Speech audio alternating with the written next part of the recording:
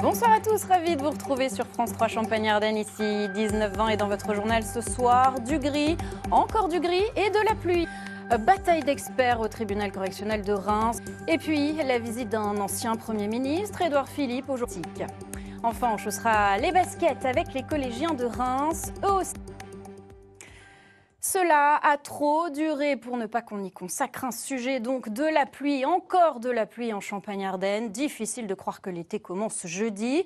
Et dans la région, les professionnels du tourisme et les vacanciers affichent une mine aussi grise que le ciel. Illustration à Charleville-Mézières avec Sébastien Valente et Daniel Samulzik. Et heureusement que lui est là pour mettre quelques touches de couleur à l'actualité. Notre dessinateur du jour, Daniel Cazenave, qui s'est laissé inspirer par... Et l'actualité de ce mardi, c'est aussi donc la suite de ce procès à Reims dans l'affaire de l'explosion d'un immeuble quartier Wilson. C'était en 2013. 3 morts, une dizaine de blessés et 3 prévenus. On retrouve tout de suite Clément Barbet en direct du tribunal. Les experts se succèdent à la barre, mais apportent-ils des réponses sur l'origine de ce drame ? Un procès que vous continuerez d'ailleurs à suivre pour nous demain. Merci Clément pour ces précisions.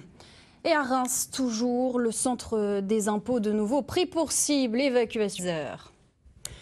Et le bac 2024, c'est parti donc cette année dans l'académie, plus de 13 000 candidats, toutes filières confondues.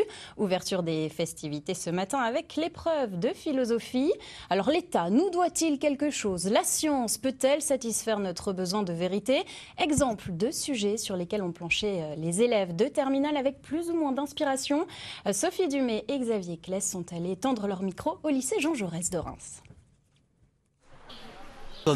Et cette campagne éclair pour les législatives donne lieu à des visites marathon. L'ancien Premier ministre Édouard Philippe de passage dans la Marne et en Haute-Marne aujourd'hui pour soutenir les candidats Horizon. Il était notamment aux côtés de Bérengère Abba, député battu par le Rassemblement national aux dernières élections sur la circonscription de Chaumont-Langres.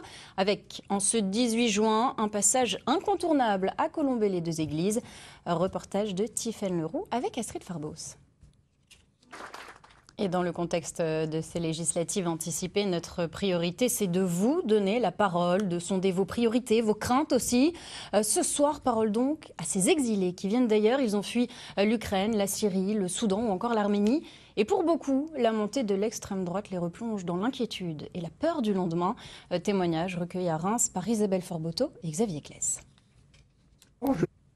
Et eux se battent aussi pour écrire leur avenir. Les élèves des écoles de la deuxième chance. Il y a 140 sites partout en France, 10 sur notre territoire.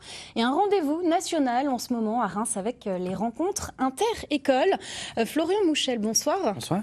Alors vous êtes formation Alméa et de l'école de la deuxième chance en Champagne-Ardenne. Pourquoi organiser cet événement déjà? Alors ça a été 12 heures de transport pour venir jusqu'à Reims. Et de la deuxième chance en Champagne-Ardenne, c'était en 2002. Tout à fait. Quel profil et combien d'élèves avez-vous accompagné? Alors, il y a un lien étroit aussi avec le monde de l'entreprise, c'est ça? Tout à fait. Le monde de l'entreprise est primordial, c'est-à-dire que nous avons des terrains de stage, travailler le savoir-être en entreprise et Quels métiers peuvent-ils accéder ces jeunes? Alors, des métiers tous les variés? métiers. Quel processus d'inscription ou de recrutement pour ces jeunes? Alors, une grande partie des jeunes sont pressés. Merci beaucoup, Florian Mouchel, d'avoir accepté notre invitation ce soir.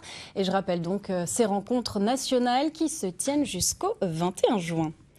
Et il n'y a pas que les élèves des écoles de la deuxième chance qui ont vécu un moment d'échange et de partage aujourd'hui. Les collégiens de Reims aussi, journée olympique et paralympique au complexe Renétis.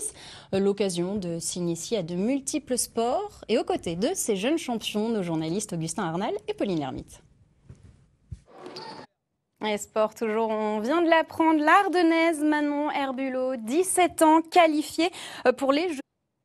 Allez, 19h37, l'heure de pousser les lourdes portes du château de Sedan. Deuxième épisode de notre feuilleton de la semaine consacré au dernier monument préféré des Français. Et depuis l'obtention de ce titre en 2023, le nombre de visiteurs ne cesse d'augmenter.